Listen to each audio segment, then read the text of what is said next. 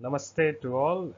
This is Pandit Vibhitunath back on your channel Ahamevyaham, and at this time I have brought in a very interesting episode. It's basically something related to mundane astrology, specifically to an event that has occurred a few days back, or to be more specific, last month.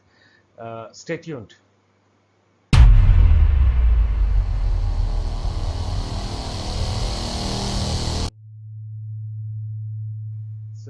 This is about the AI171 Dreamliner crash. This is the astrological analysis of this particular incident, or a tragedy rather. And let me tell you that this is not a technical or any other sort of analysis. This is purely based on Vedic astrology and my own research and knowledge in the field of astrology, including Muhurta analysis, including event analysis, including the natal horoscopy analysis, and mundane astrology.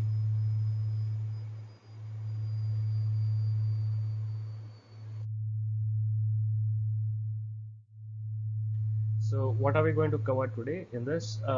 We will have a look at the event chart, and we'll move on with the analysis of the crash purely from the astrological point of view. And last but not the least, we will cover a few classical dictums for the benefit of the viewers, so that they can take care of when to fly, when not to fly, what is a good time to travel, and what time or dates or days they should avoid.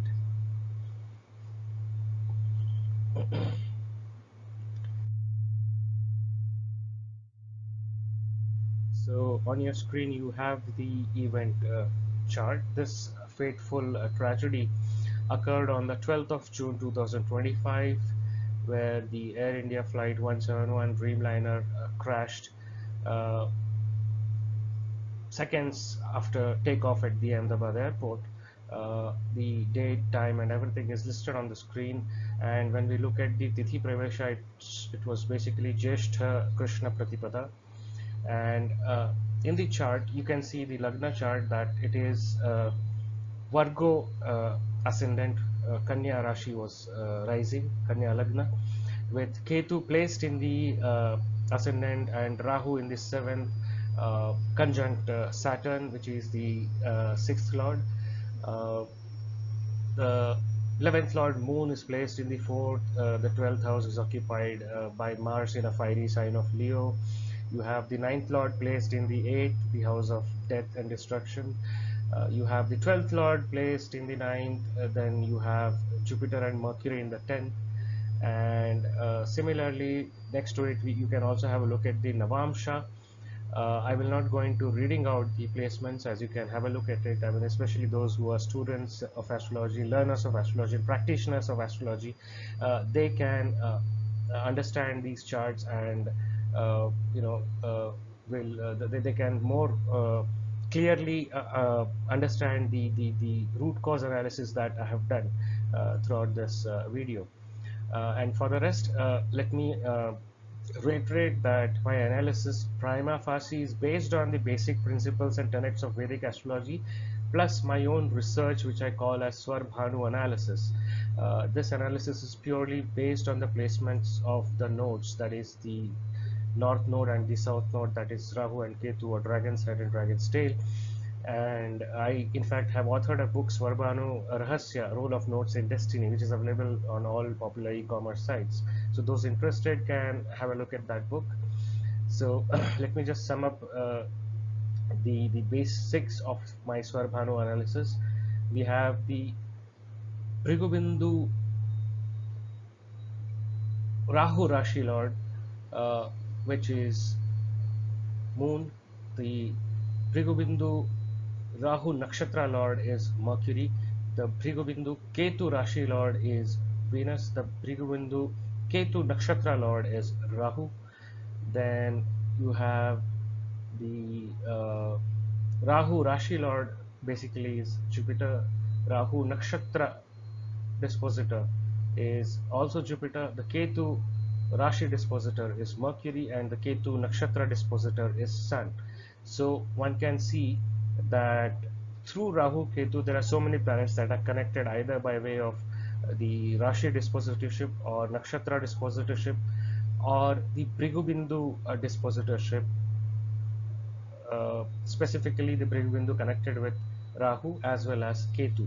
So you can see that there's Moon, there's Mercury, there's Venus, there's Rahu, there's Jupiter, and there's Sun. So let's proceed with the analysis.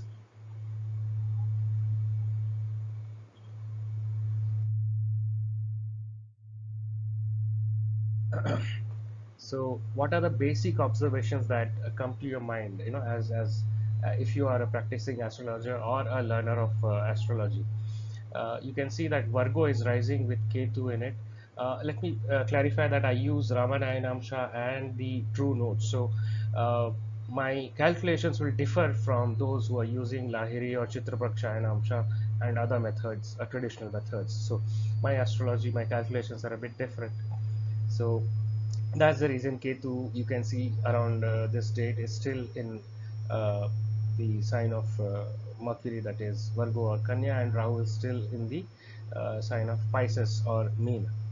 So Virgo rising with Ketu in it, the ninth lord Venus is in the eighth.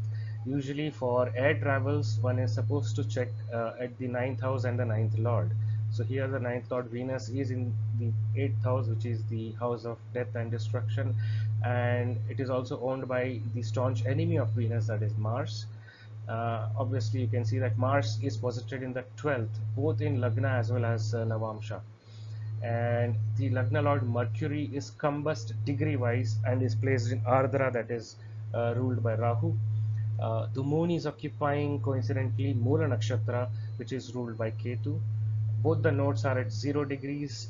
So Rahu here, as per Jaimini Sutra, becomes Atmakaraka and Sun becomes the Amatyakaraka. So you have to keep all these factors in mind to arrive at any kind of analysis related to this event, incident, accident, or tragedy.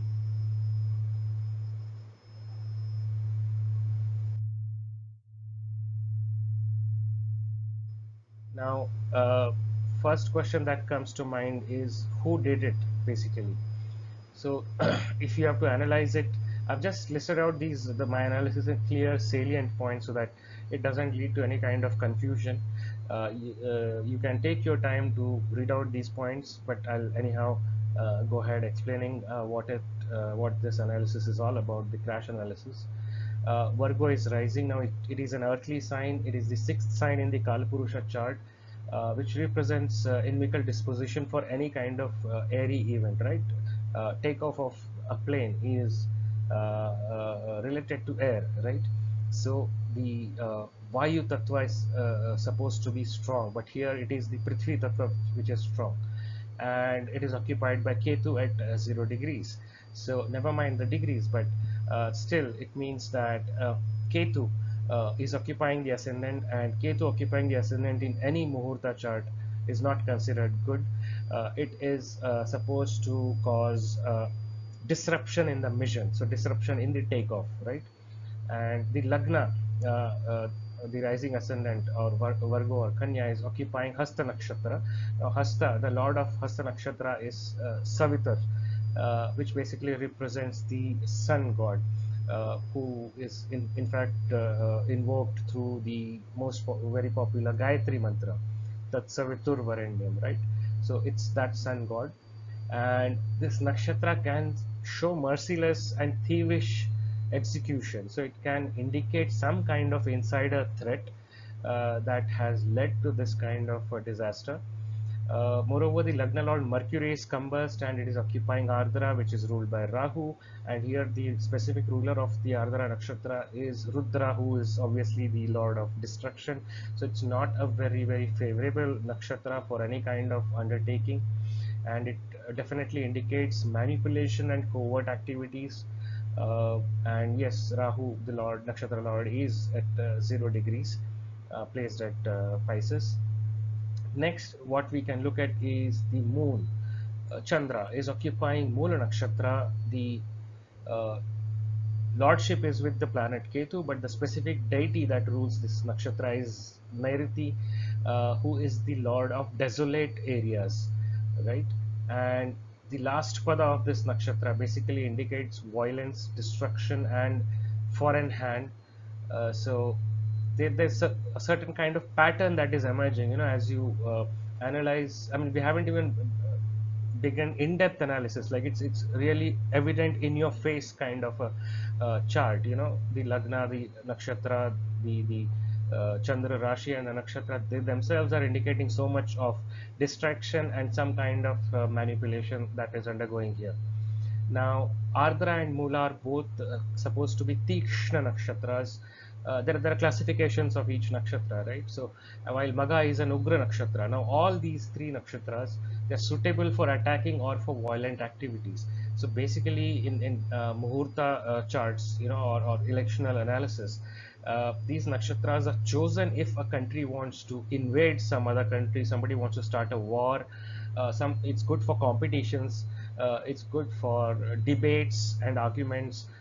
It's good for putting up a fight. All kind of aggressive and violent activities are supported by these nakshatras. So in a way, these nakshatras often indicate, in modern times, when there is an undeclared war, it can indicate sabotage or terrorist kind of activities. So let's move on with the analysis. Now, long distance or international flights are to be seen from the ninth house and its lord. In this particular case, Venus is placed in the eighth house, which is the house of destruction. It is occupying the nakshatra of Bharani, although the lordship of Bharani, from the planetary point of view, is with Venus. So Venus is occupying its own nakshatra. Nevertheless, Bharani's deity, the ruling deity, is Yama, who is the lord of death. And the dispositor of that Rashi, Mesh Rashi or Aries, is Mars, who's placed in the 12th house. The 12th house is the house of losses as well as clandestine activities, hidden things. Now, Mars is occupying Magha in the Rashi of Leo or Simha, and the lord of the deity of Magha is Pitri, or the ancestors, the lord of the ancestors, right? So all of these somehow are connected with death, destruction, and the planes of existence that are different from the current dimension, the dimension that humans occupy, right? And all of this in a way indicates involvement of a foreign entity that considers itself as a protector of humanity, aka Big Brother, led by a narcissistic or eccentric personality. I'm not guessing or putting any names over here. Learned viewers can assess it or get to know about it themselves. So moving forward, Mars occupies the 12th house in Lagna as well as Navamsha and Dashamsha charts. Now, when we look at the Shadvarga charts, these three charts are very important, and Mars is consistently in the 12th house in each of these charts. And when we look at Shashti Amsha, no, that's it. That's a very important divisional charts when it comes to deep, in-depth or detailed analysis, or even prognostication of hurdles, obstacles, diseases, enmity, and death. So, in terms of mundane astrology, Sashyamsa has to be seen to rule out if there is any kind of sabotage, an act of war or terrorism, or any such activities. Are these things involved or shown in the chart? So yes, in the Sashyamsa, the 6th, 8th and 12th lord, Saturn, Mars and Sun, all three first straight malefics, are occupying prominent positions. That is, Saturn is in the Cancer ascendant, that is Karka Lagna. Mars is occupying his own house, Aries, in the 10th, and Sun is in Aquarius in the 8th house. And one thing to be noted is the presence of Moon, Mercury, and Ketu in the 3rd house. Now, in the Shashti Amsha. So, Moon, Mercury, Ketu. Now, this is a very, very potent and volatile combination, because Moon and Mercury are not friends of each other, whereas Moon and Ketu also have enmity. So, Moon, anyhow, is kind of vilified by the conjunction of Mercury and Ketu. in the third house. Now, the third house indicates uh, efforts in general, but in terms of mundane astrology, it can indicate the involvement of neighbors or neighboring countries or nations that are portraying themselves as our friends. So this indicate some kind of a premeditated execution, and the lagna is aspected by Saturn and Rahu, uh, which are occupying the nakshatra of Uttar Bhadrapada. The ruler of the deity, the ruling deity of this nakshatra is Ahirbudnya, again indicative of serpent nakshatra. So this indicates the involvement of possible involvement of spies and specialists. Uh, I have indicated what that means in the bracket over there without naming them.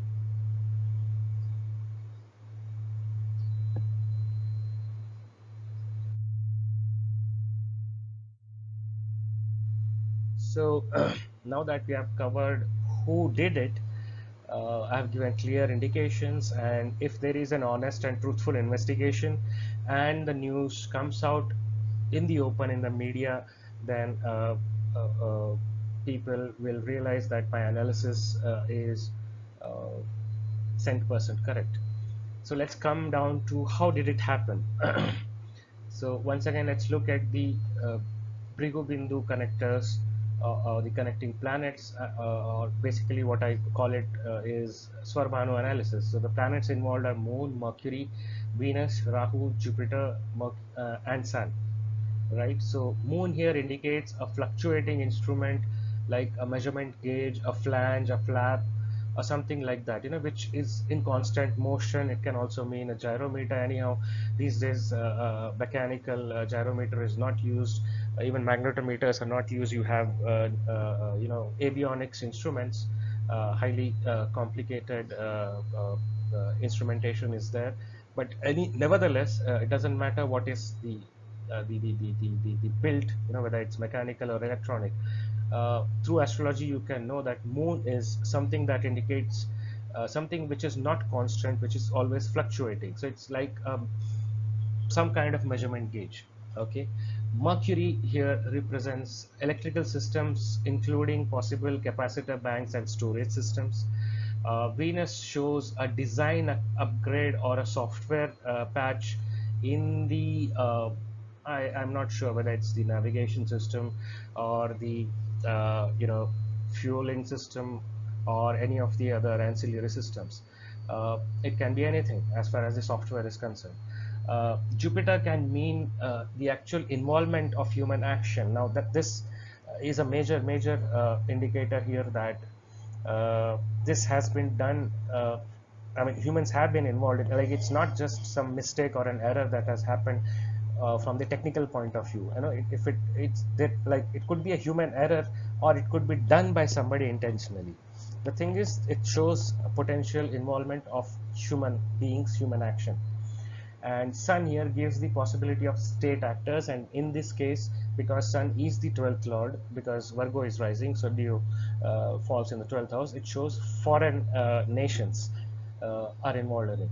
So if you have to answer how did it happen, without having a background in aviation, I could still arrive at this uh, point through astrological analysis that it's possible that there could be a technical issue in the electrical subsystems, possibility of a spark, ignition, or some kind of exposed circuitry prior to the takeoff itself. It could also be an intentional incorrect configuration in the emergency cutoff systems of the engine or some other major equipment, where someone would have reverse engineered the activation of the emergency cutoff, probably by a new upgrade or a patch in the avionics master with some kind of faulty logic which has been ignored so far. So that's what my crash analysis shows on what could be the possibility of the modus operandi of that led to the crash.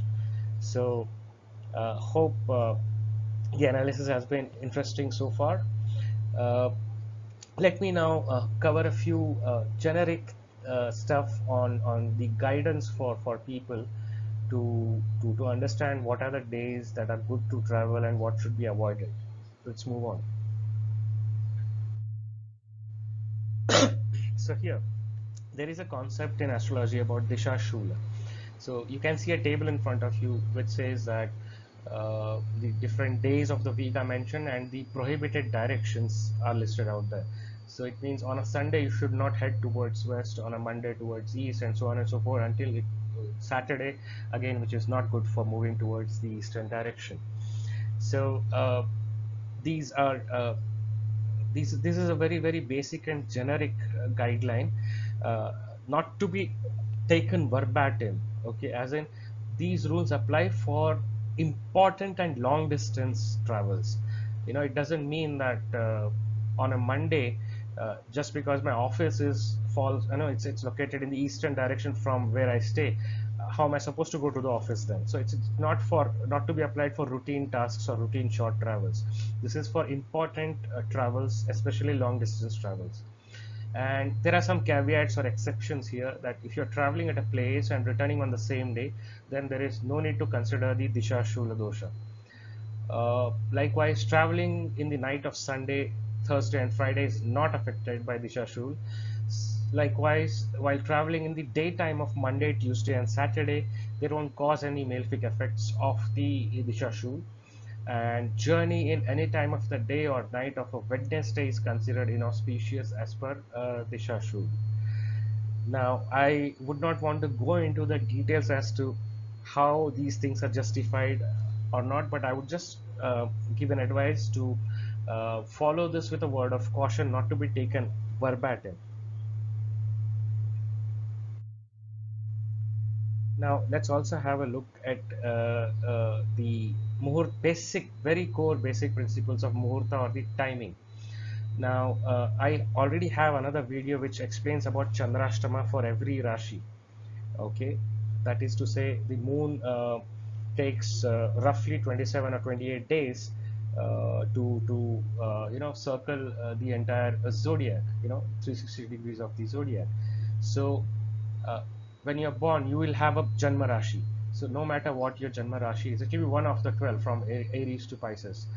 There will be 2.25 days each month where the moon would traverse into the 8th house from your Janma Rashi. So in this example chart, what I've given is, suppose somebody is born with Mesh Rashi.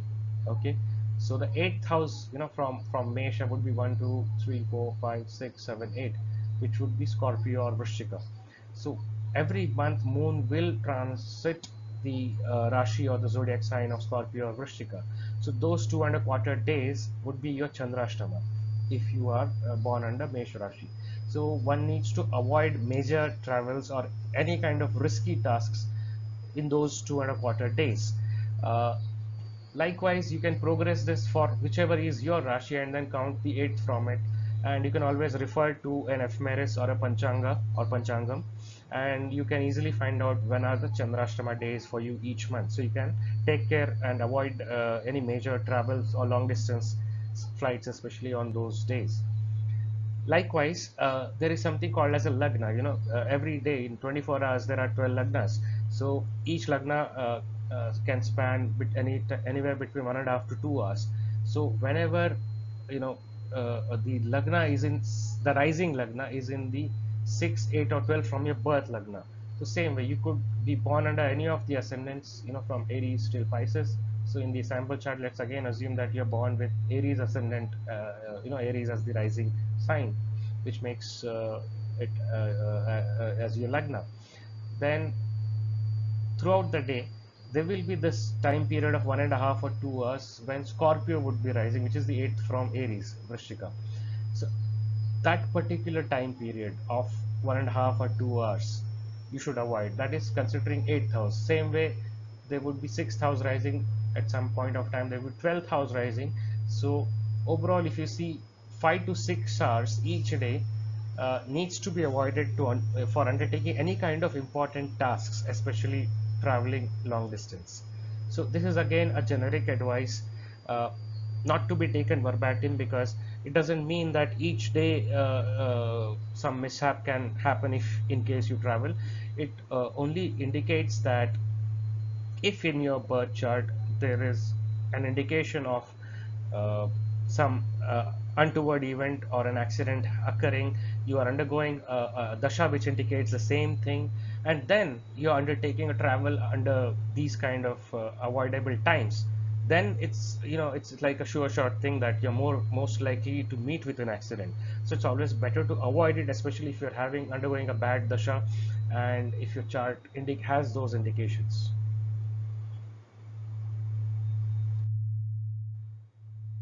Now, let's also have a look at some of the yogas or combinations in the natal chart that one can analyze and see, whether these basic indications are present in their chart. So, our classical texts, including the Brihat Parashara Hora Shastra, talks about yogas like Durmaran Yog, Yuddhe Maran Yog, and Sanghataka Maran Yog. So, Durmaran Yog means unnatural death, death due to causes that are not natural.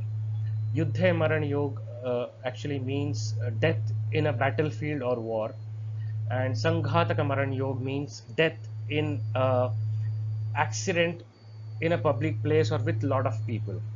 So, as in this particular case, whenever there's an accident of a public transport system, like a passenger plane is indeed a public transport system, just like a train or a tram or a bus is. So, that is specifically indicated by Sanghataka Maran Yoga. So you have to look at your birth chart and try to analyze that does your chart have any of these combinations that are listed on the screen.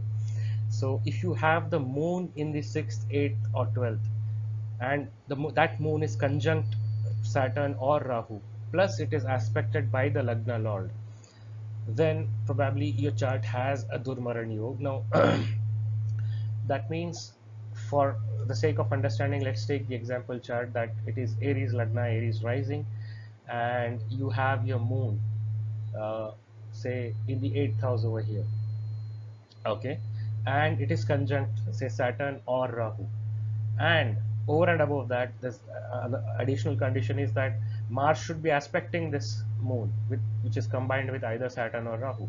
So let us assume that there can be three cases. Mars occupying Aries can throw the 8th aspect over Scorpio, Mars occupying Taurus can aspect Scorpio with the 7th aspect, and Mars occupying Leo can aspect this house of Scorpio through the 4th aspect.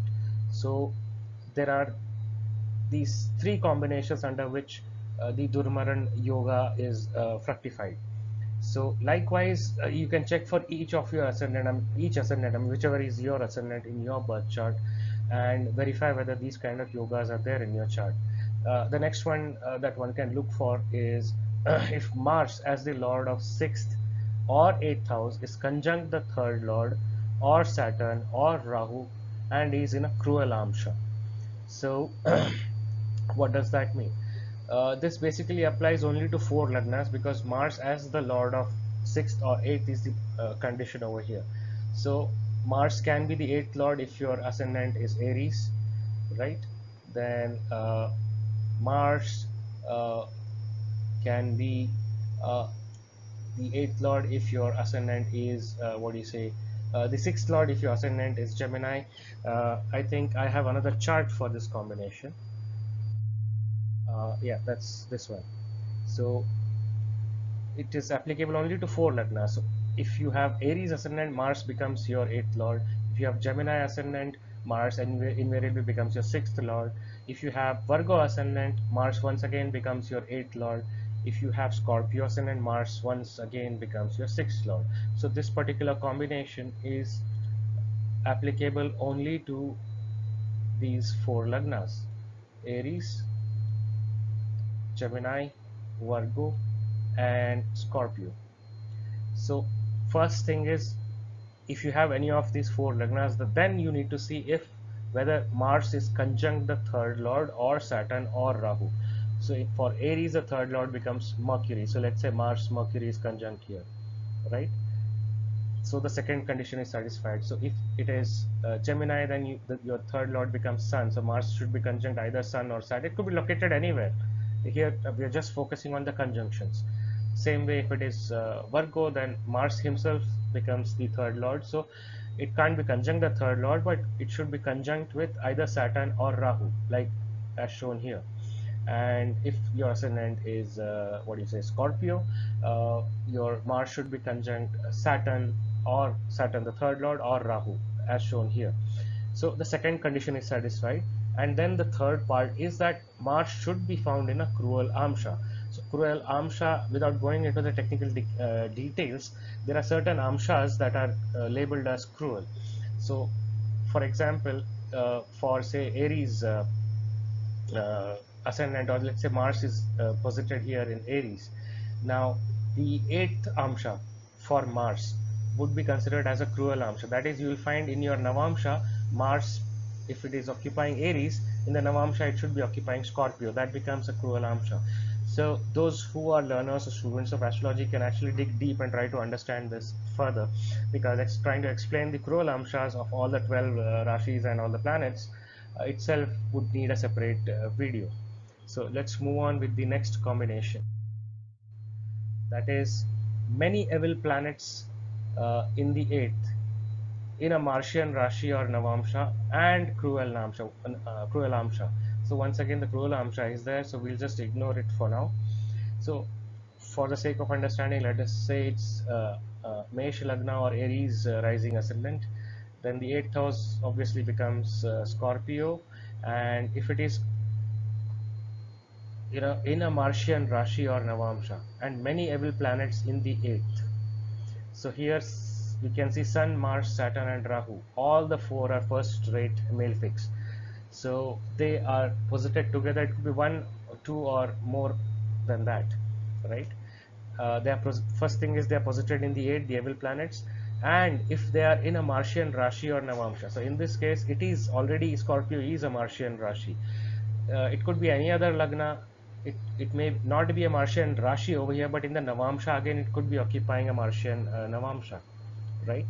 So that satisfies this condition. That's how, and so one can actually shift the lagna and then try to see the permutations and combinations of this particular yoga. Last but not the least, we have this particular yoga where it says the eighth lord should be aspecting Sun, Rahu, and Saturn, and should be occupying an evil amsha. So in the sample chart, we can see that the Mesha Lagna is rising or Aries ascendant, right? So here the eighth lord obviously becomes Mars, who is posited here in the sign of Leo. Now from Leo, Mars is aspecting Sun with the seventh aspect, right? Then Mars is aspecting Rahu with the eighth aspect, and Mars is aspecting Saturn with the fourth aspect. Now these Sun, Saturn, Rahu could be posited together in any one of these signs, or they could be located separately as shown here. The point is Mars should aspect all these three evil planets, and Mars also should join the evil amsha. So for example, in this case, let us say uh, Mars is in the initial degrees of Leo. So in the Navamsha, probability is occupying Aries. So that also becomes an Avilamsha. So then this particular yoga gets fructified. And the whole point of explaining these yogas is not to scare or demotivate or do some kind of fear mongering amongst people, but this is to as the word itself says Jyotisha. It is the light of the Vedas. So it actually shows you the path. So if any of you who's watching this has any of these combinations in their chart, number one thing is you need to know astrology to be able to understand how these combinations work.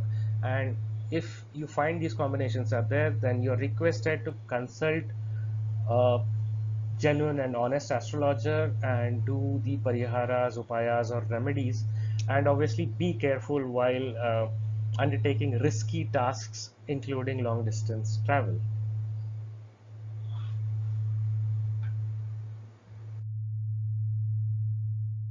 So friends, I believe this video has been interesting. I've not only tried to do the analysis of the crash of the fateful event or tragedy, I've also tried to give in some uh, guidance to all the viewers on what they can do to avoid certain days or times or muhurtas for undertaking travel as well as any other risky activities. So hope it has been a fruitful and useful session. Stay safe and take care till then. Ciao.